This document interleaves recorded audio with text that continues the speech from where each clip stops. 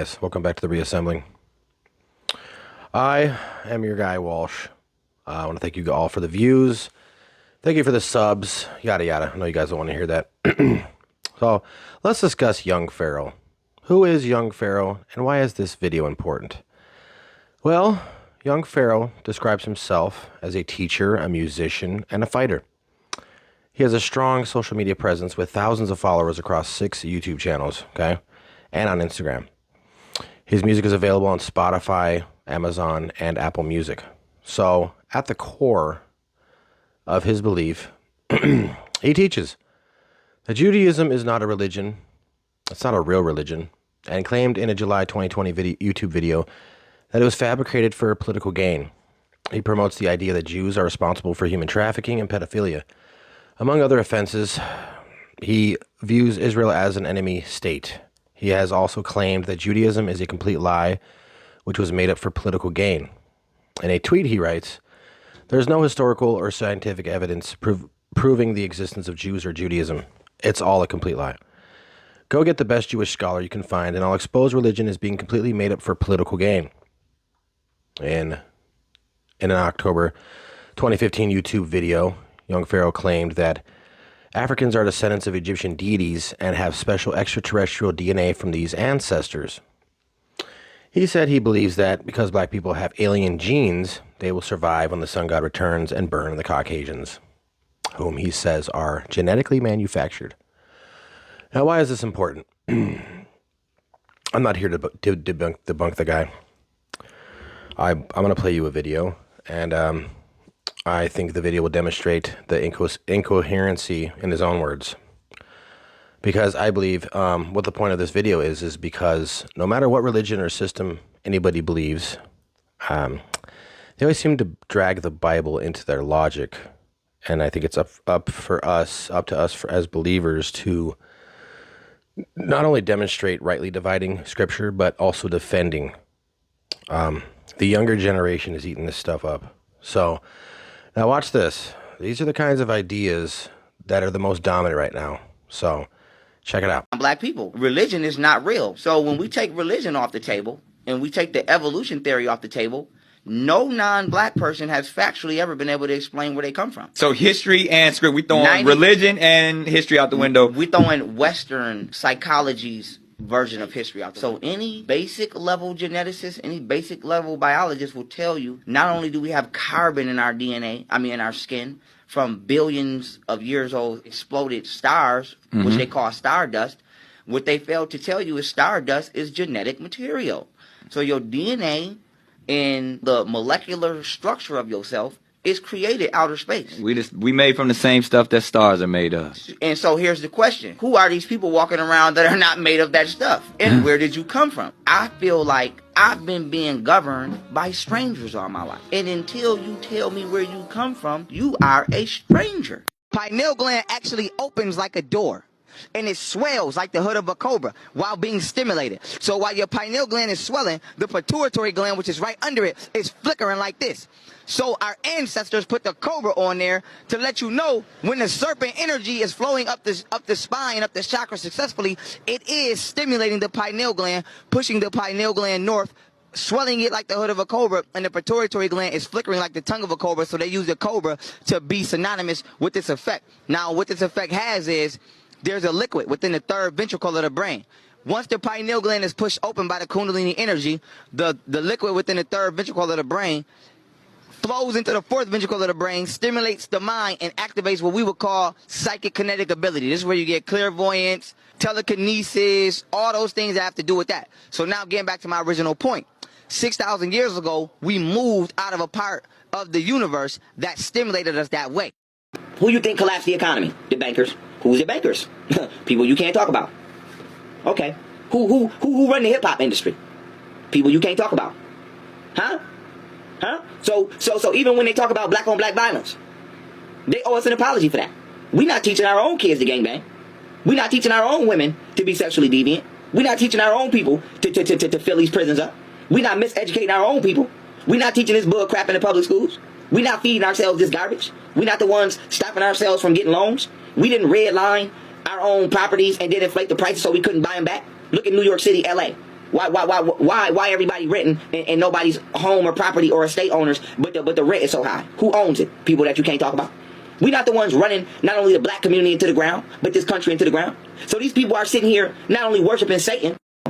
It's Sanhedrin 55b says what? A Jew may marry a 3-year-old girl, specifically 3 years old, specifically 3 years and a day old. So this goes to show you, this is God telling you that you can be a fucking pedophile. So when you wonder why priests and Jews is doing all of this child molestation and why motherfuckers don't never go to jail for rape, because it's religiously ordained by God. Now let's read the next verse. We're going to throw the next verse up right here. Bam, here we go. Sanhedrin 54b.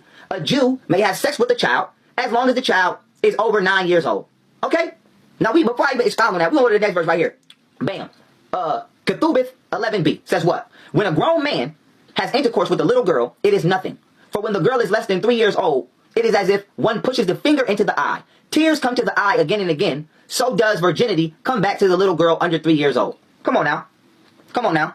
Come on now. Come on. This is God talking. This is God talking. I'm not even going into the higher perspective yet. I'm about to keep running down verses. Let's read another verse. Okay? We're going to throw it right here. Bam. Here we go. This is Gad, G-A-D, Shas, S-A-S-H, as y'all can see here, 2:2. Chapter 2, verse 2. It says what? A Jew may violate but not marry a non-Jewish girl.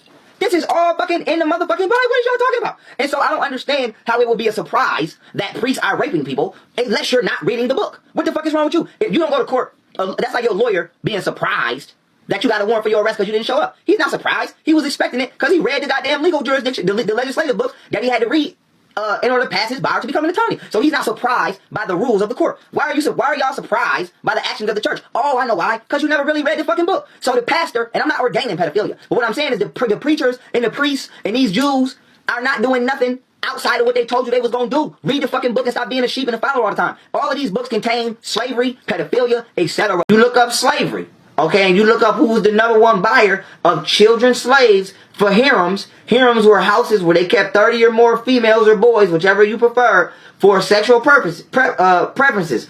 The number one buyer of sex slaves were Christian pastors. Go look this shit up. So don't ever get it twisted. So with that being said, we're going to end this higher perspective on this. The fact that you don't know is the reason that you don't understand. They've been raping kids and raping people in these churches all these years. The reason you didn't understand it is because you didn't understand that the God in the book that the alleged God wrote has ordained this to happen to you.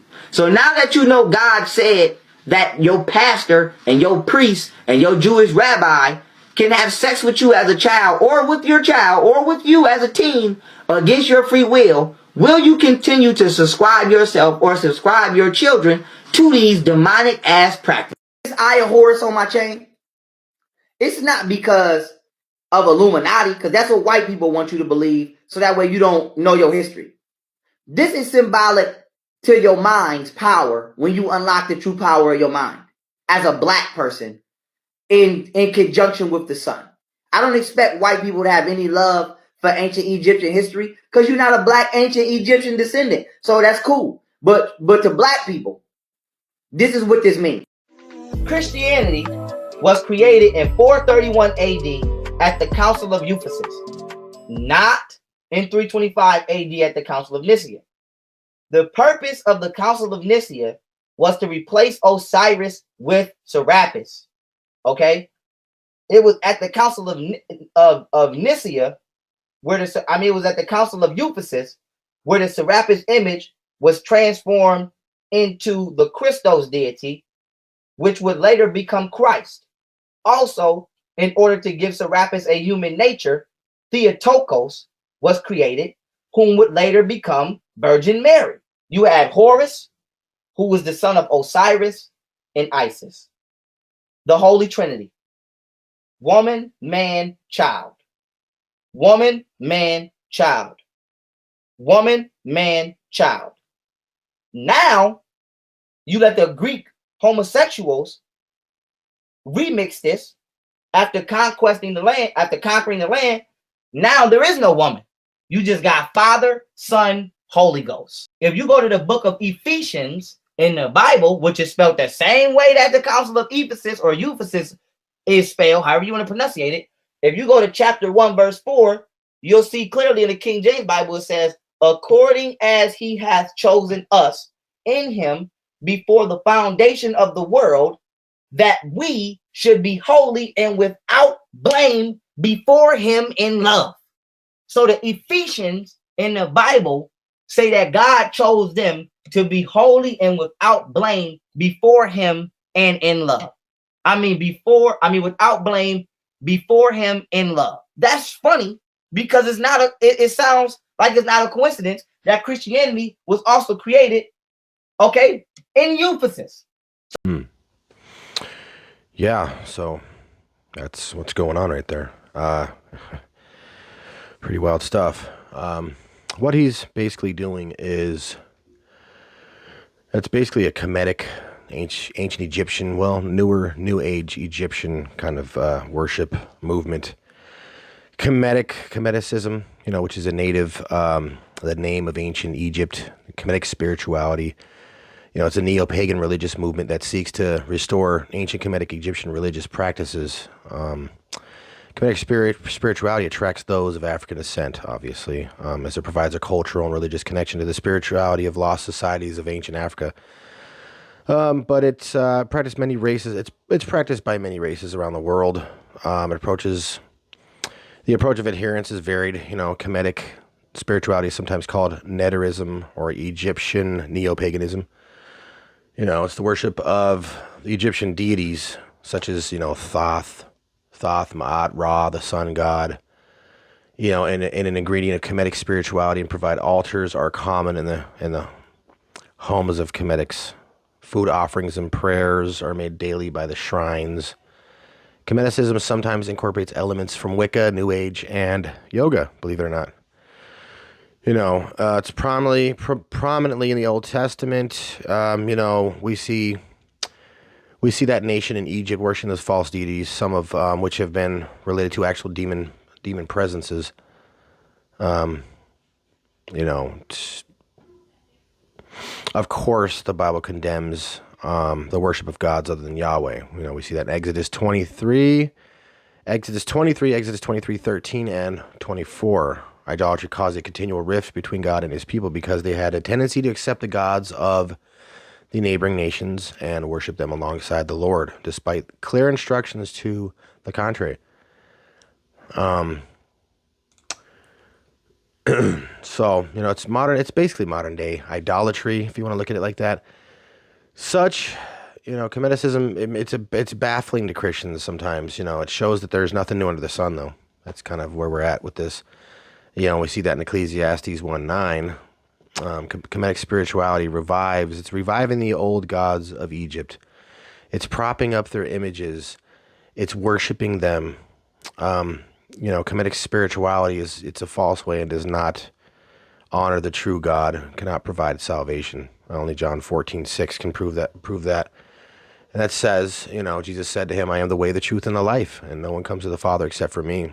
And we're pulling up these ancient Egyptian deities, and it's very appealing to the younger audience, to this new generation. But I think they all have a story, and I think what's fascinating about young Pharaoh is he has a story why he, was kind of fell away from the church. I think he was looking for something. Maybe he wasn't grounded in truth, and I think that's where I think this video calls for the Christian to be grounded in truth, to help those who have questions, to help those who want to know how to rightly divide, how to discern certain things, because we have a lot of stuff that we have to talk about and get through in our modern times. We didn't have this stuff going on in the 70s and the 60s and going against Wicca and all these other different religions, but we really have to be modern day scholars at this time and age. So he has a very interesting perspective. When he was 5, he talked about where he had this giving up on God phase. So check this out. How'd you get into this thing, man? What sparked you? I recognize your aura, your light, but how did that manifest itself, if you will? All right. I kind of always been this way, and we gotta go into story time. So I kind of always been this way, but I really, really, really started like reading and trying to express myself intellectually when I got to like 15 years old. But like I've never been a Christian. I've never believed, like when I was a child, and I don't want, when I say this, I got to put the disclaimer on the table. I don't want people to say, oh, you don't believe in God because you didn't like God. I don't want nobody to think that, me and my psychological state at the time as a kid is the reason I waned away from religion. I just understand that it's false. But with that being said, when I was a child, when my grandma would, because it's mostly grandma, because, grandma's the main, religious deity in every household. So, my grandma would tell me things about God. It would be in complete opposite to what I was experiencing. So, if my grandma would tell me, God gonna make things all right, or God gonna do this, and Jesus just gonna do this, it would be like, if you knew Superman was real and you was falling off a building, you wouldn't even be worried about dying because somebody gonna swoop down and save you. So as I watch myself go through trials and tribulations, without going into too much details, I watch my family go through chaotic scenarios just as every other family goes through in the inner city. Jesus never showed up.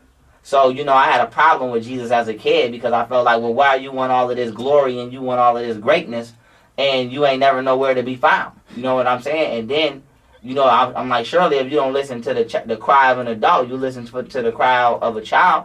And then, it really sealed the deal for me when I remember I had $5. My uncle gave me $5 to get some candy from the store. And my grandma made me go to church with her. And the collection plate got to coming around. And my grandma took my $5 and put it in the plate.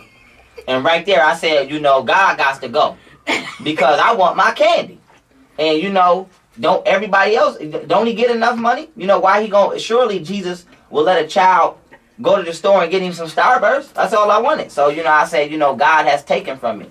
And not only has he taken from me, he ain't gave me nothing back. Now, what I find interesting about that is he said he didn't feel God. And, I think our feelings are always not the most genuine source of truth when we can look at the human race and, things that, the evil things that mankind has done. Let me share my thoughts on all of this. And I got a great little paragraph from Got Questions. They always have a good insight. We live in a feeling-oriented society, and sadly, that has spilled over into the church. But feelings are unreliable. Emotions are untrustworthy. They ebb and flow like the tides of the sea that bring in all kinds of seaweed and debris and deposit them on the shore, then go back out, eroding the ground we stand on and washing it out to sea. Such is the state of those whose emotions rule their lives. The simplest circumstances, a headache, a cloudy day, a word thoughtlessly spoken by a friend, can erode our confidence and send us out to sea in a fit of despair. Doubt and discouragement, particularly about the Christian life, are the inevitable result of trying to interpret our feelings as though they were truth. They are not. But the Christian, who is forewarned and well-armed, is a person not governed by feelings but by the truth he knows.